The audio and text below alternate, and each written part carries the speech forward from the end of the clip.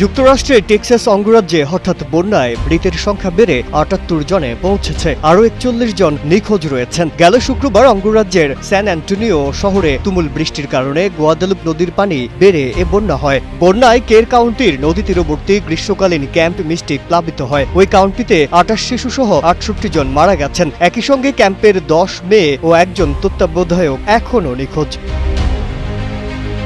স্থানীয় কর্তৃপক্ষ জানিয়েছে মৃতের সংখ্যা আরও বাড়তে পারে। পরবর্তী ২৪ থেকে ৪৮ ঘন্টায় আরও ঝড়ের আশঙ্কা রয়েছে। এ কারণে উদ্ধার কাজ ব্যাহত হতে পারে। কাদা ও ধ্বংসাবশেষের মধ্যে উদ্ধার কাজ চালাতে গিয়ে বিষধর সাপের কবলে পড়েছেন উদ্ধারকর্মীরা। জীবনের সব আয়োজন এখানে একসাথে।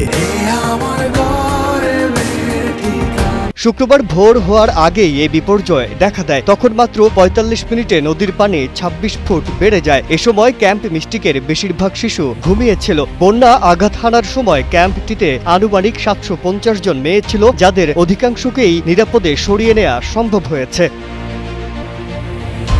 বন্যার পানির তোড়ে গাছপালা ভেঙে গেছে, গাড়ি উল্টে গেছে। উদ্ধারকর্মীরা হেঁটে, ট্রাক চালিয়ে, হেলিকপ্টার ও ড্রোন ব্যবহার করে ধ্বংসস্তূপের ভেতরে কেউ বেঁচে আছে কিনা তার খোঁজ করছেন। মাজহারুল আলম, কালের কণ্ঠ।